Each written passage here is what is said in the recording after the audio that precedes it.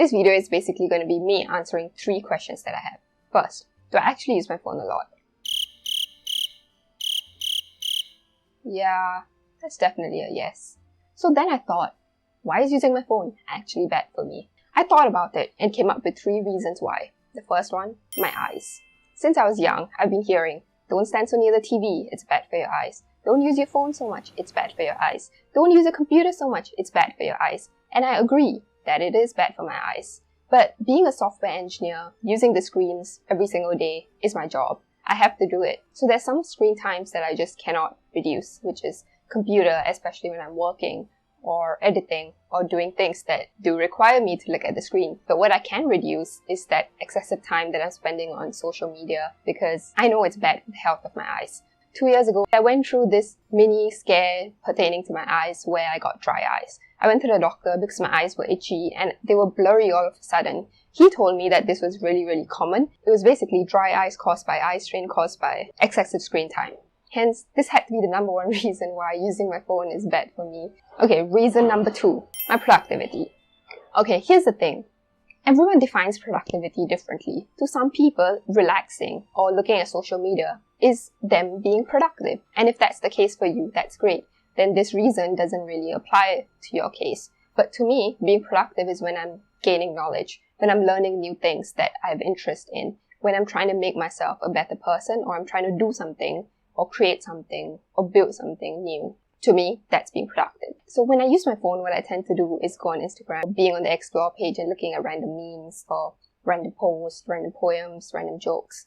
And sometimes I gain knowledge from it. I'm not saying that social media is all bad, but more often than not, 90% of the time, I'm not gaining any meaningful knowledge that's helping me to be productive. So it's kind of eating away from the time when I could actually be doing things that made a difference to me. Reason number 3 is that my phone distracts me from reality. So 3 weeks ago, I was on this train ride from one end of Singapore to the other, and it was like a 60-minute train journey.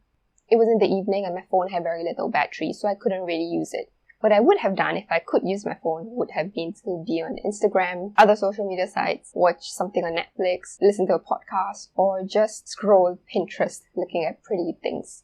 That's something that I might have done. But now I couldn't do anything. So I looked to my left, I looked to my right, I looked in front of me. Every single person was on their phone. There was no one just looking out of the window.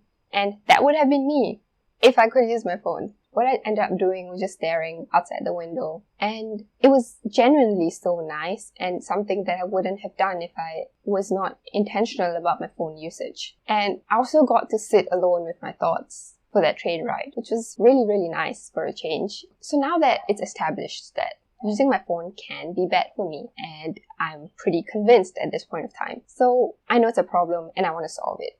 The next question, and the last question I had asked myself was, how do I solve this? I had to first be very sure about what was my aim from this. I then came up with 2 aims. First, I wanted to use my phone less, and I also wanted to be intentional about my phone usage. I didn't want to completely eradicate social media from my life because I know it does hold some benefits. I get to stay connected to my friends. With the aim in mind to use my phone less and be more intentional about its usage, I then did a lot of research. I googled ways to use my phone less and I came across this digital minimalism concept. But what I understand of it right now is that this is basically to minimize the stuff or the clutter on your different devices. It's not really specific to your phone. You can also perform digital minimalism on your laptop or any other technological device that you have. I just searched for techniques specific to my phone. And I found 4 traditional techniques that were intriguing to me, and I thought they would actually make a difference. I also ended up coming across this challenge that was on YouTube, which I wanted to do. So that was the 5th thing that I tried to use my phone less and be more intentional. I tried these 5 things out, and let's see how it went. Okay, the first thing I did was to reduce my phone notifications.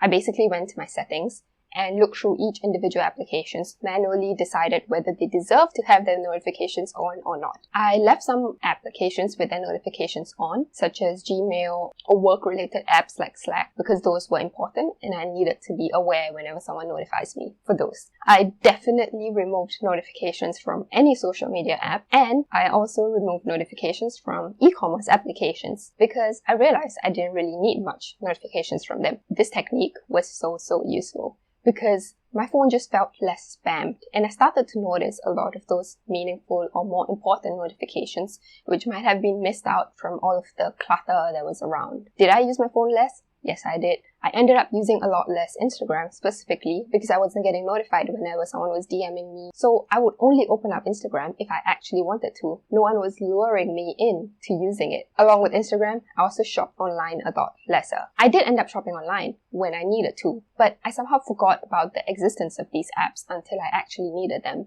And I think that's a great way to live. Use something when you need it.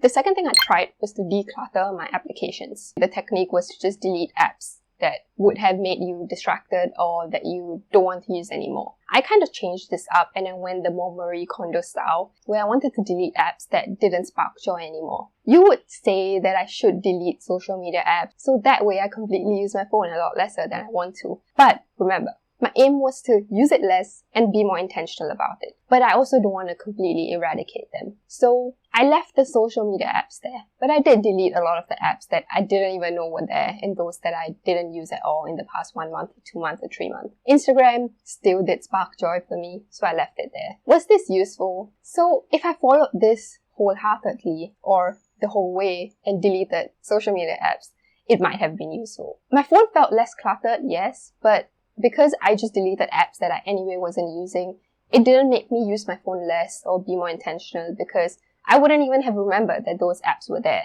And I was not using them, so they didn't affect my screen time anyway. Okay, the third technique was something that my friend told me about, and I thought it was a joke. I was like, how is this ever going to help me to use my phone lesser? It made no sense to me. The technique was to have an empty home screen. So let me just show you. This was my original home screen.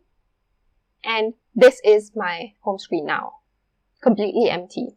All the applications are structured, ones that I want to use most to ones that I don't want to use or don't want to see at all. It basically increases the barrier to entry to the apps that I don't want to use. Media apps are all the way on the third page, which I don't want to use as much. What happened now after I had an empty home screen was I was way more intentional about why I was picking up my phone. If I was picking up my phone to send an email, empty home screen would sort of make me forget about the numerous apps that I had out there and just make sure that I'm more focused about the task that I went in with the intention of doing. Was this useful? Yes, it definitely was. Like, I'm gonna leave my home screen to be empty for a long, long time. The fourth technique was incredible. Like, it was super useful. This was also something that my friend told me about. The technique was to use a grayscale color filter on your phone. So basically, I just turn on this color filter and everything gets boring. When scrolling Instagram, it's boring. When watching Netflix, it's boring. When looking at Pinterest, it's boring. Every single thing is just so boring in black and white. And you have no idea how well this actually works. If you've come this far in the video and you actually want to adopt one of the techniques, I would definitely recommend this one because it helped me the most so far. Okay, the final technique, I wouldn't necessarily call this a technique. I think it was more of a challenge. I saw this on YouTube. It just suddenly came up on my recommendation. I saw a lot of 24 hours without my phone, 1 week without my phone, 1 month without my phone. I saw them and I was like, whoa, how are these people doing this? Would I be able to do it? Would I be able to live without my phone?